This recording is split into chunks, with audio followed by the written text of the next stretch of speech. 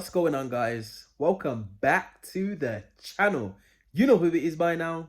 Jimothy. So ladies and gents, it has been a while since I've spoken to you guys. Just got back from locals, managed to get third place. I went X1, which is crazy. And I'm not gonna lie, ladies and gents, over the last 2 weeks, I've gone locals pretty consistently and I've done really well playing Mimighoul still. Part of me, because I just can't be bothered to kind of learn a new strategy. I've got so many decks that I need to learn. And secondly, it's actually a good deck.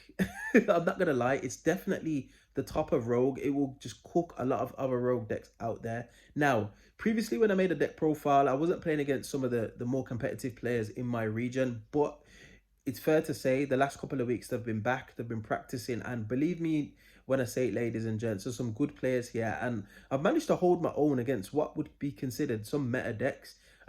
This deck's got loads of room for non-engine. It can play shifter, it can play thrust, which is busted because you're just searching busted trap cards for the most part, and I'll show you a little bit of a tech that I've discovered, which was a bit crazy.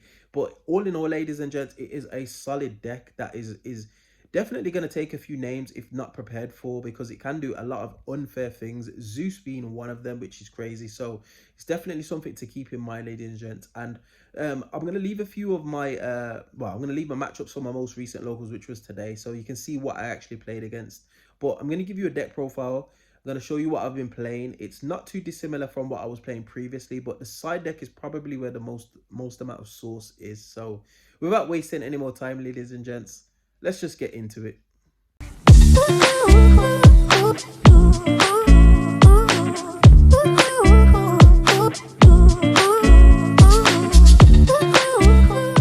Okay, ladies and gents, so let's just get on with the list. Not going to waste too much time trying to go through my reasoning behind them, because obviously I profiled this on the channel not too long ago and I went pretty in depth with what some of the cards do and the reason why I included them. So starting us off, Triple Dragon. This goes without saying, it's best card in the deck, gets you started, spells and traps.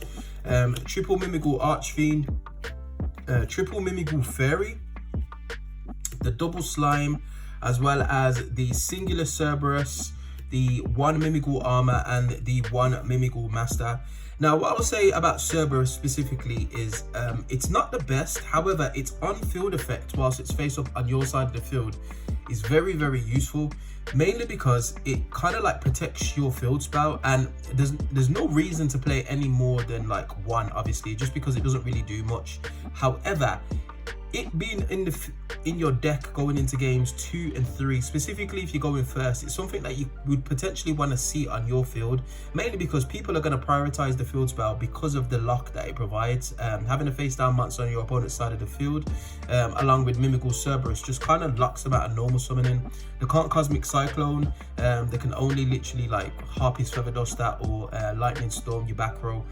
So this is a nice little card, just for its on-field effect. Its flip effect is very negligible. Sometimes you just whiff it and it is what it is.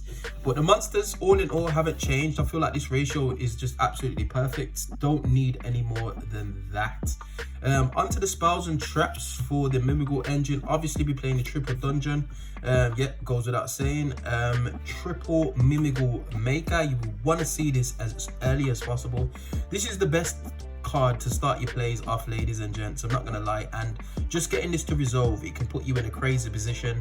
There's one instance when I had just a field spell, I managed to search Dragon off the field spell, activate Maker, and it ended up with me having a full Mimighoul board because I summoned I summoned Archfiend and Slime off Maker.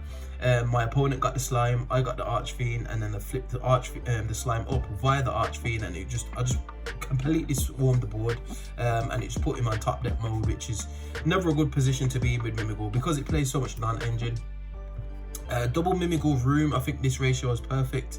You need one for your initial play, one for your crack back. I do side one of these out going second. I still feel like you need to have it in going second, because if you manage to break through a field or set up half a board, or allow your opponent to set up half a board, get into this allows you to put the game into a grind state basically, and just allows you to play. I'm still sold on the one Mimighoul Fork. I did not see this, I haven't seen this actually for the last 2 weeks unless I've searched it, which has been good. Definitely a solid one of. It is a little bit win more-ish because typically you're going to prioritize your Mimighoul room, but there are instances where you've got like a monster on your opponent's side of the field and you need to flip it face up, and there's just no other way of doing it apart from fork if you haven't got any Mimighoul rooms, Mimighoul makers in the graveyard. But I feel like this ratio for the spells and traps is absolutely fine. Onto the non-engine, very simple. We've got two triple tactics talents, the one thrust in the main, as well as another copy of the field spell. I like this ratio. I do side, I'll talk about the side when I get there, but I like this ratio in the main deck. I hate seeing multiples of either of these cards. Obviously thrust is really strong in this deck, so is talents, but I don't want to brick on it. There's been instances when I tried to play 3 when I was testing and I just kept seeing it too much, and it wasn't actually providing any utility because it was dependent on me actually resolving my Mimighoul cards. But there are instances when you do want to see, especially if you are going second and you see talents, you're in a great position, because just drawing off talents, you can draw into so many extenders now that the deck's got them. So very nice to see.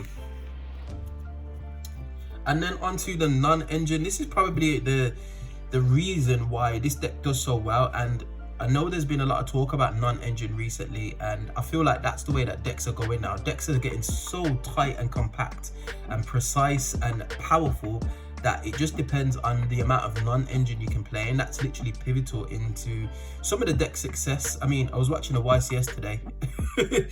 yeah, it was crazy. Like I think I seen Pack's video where he used top 8 match when he was just throwing hand traps at his opponent, and he literally just couldn't do anything just because he had that many hand traps in. And I feel like players are doing that because the boards that people create now are just overly oppressive. So you need prevention is better than cure, basically. So I understand the notion, but it's just a shame that it's got to that point. But anyway, triple Ash Blossom is what it is. We know what Ash does. Triple Infinite Impermanence, strongest one. Triple Droll and Lockbird in the main. This is what's been catching people off guard, ladies and gents, and I feel like in this deck specifically, stopping your opponent from building a full board is enough to be able to kind of like set yourself up, because this deck doesn't typically OTK. It kind of grinds you over a couple of turns and then it just kind of like kills you quickly.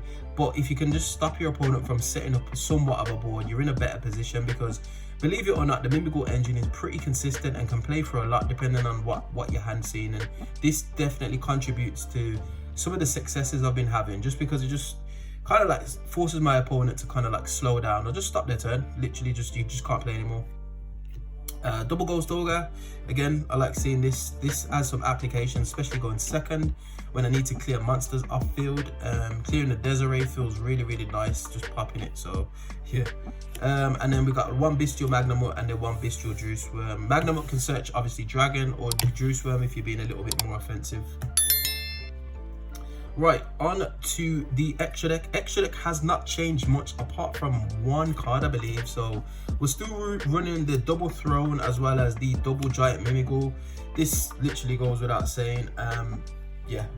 You need one for your plays and you need one for the crackback. I feel like 2 and 2 is just more than enough for the Mimighoul cards. Like I said, I'm trying to play Mimighouls and this just allows me to do so. So we're also playing the one full armored Utopic Ray Lancer. This is when you get Dominus Impulse.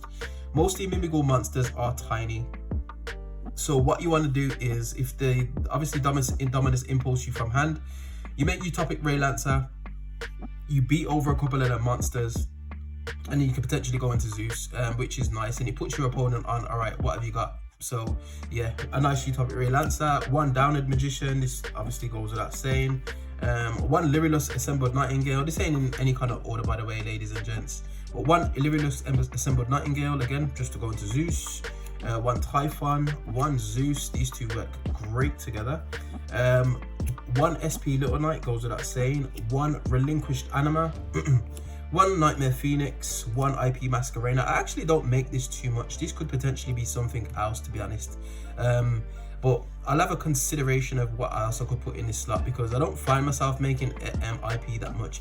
It does make sense, but typically if I'm going second, I don't need to like it's never going to come up. And if I'm going first, I'd rather end on the Mimighoul monsters because I feel like they're a little bit more applicable, as well as the 1 access code. And then the final slot I have, ladies and gents, is this thing right here, Kinkinigashi Fucho. So this is interesting because, you know what, I'm just going to show you guys right now one of the side cards I'm playing, or 2 of them.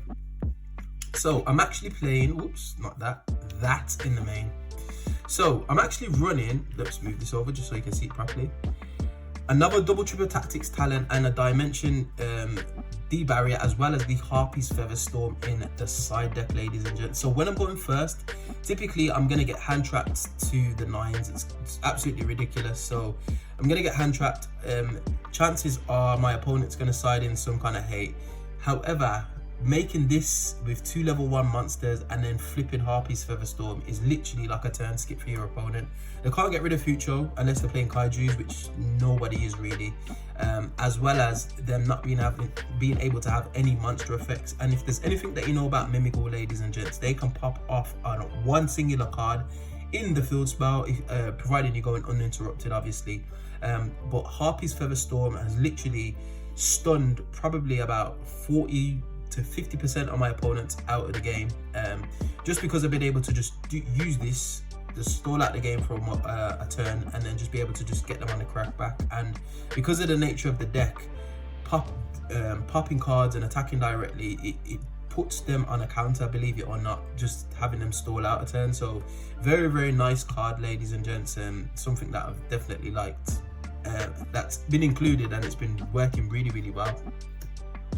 And then for the rest of the side cards, obviously we're running the triple Nibiru's, get this off the camera, triple Nib, triple Dimension Shifter. Another reason why I've been stealing games. I always play this in the side just because I like to have my Mimighoul Maycat and my Mimighoul Room in the graveyard. However, there are some instances where you just can't let your opponent play, and Shifter just literally does that for you. It doesn't hurt your deck as much as it hurts other decks, hence why we play Shifter, ladies and gents. And then we've got the 1 Lightning Storm, the 1 Raigeki just for a bit of spice, because again we can side in Thrust, so we can search some of these busted cards, as well as the 1 Core by the Grave and the double Cosmic Cyclone. Not too sure about Cyclone.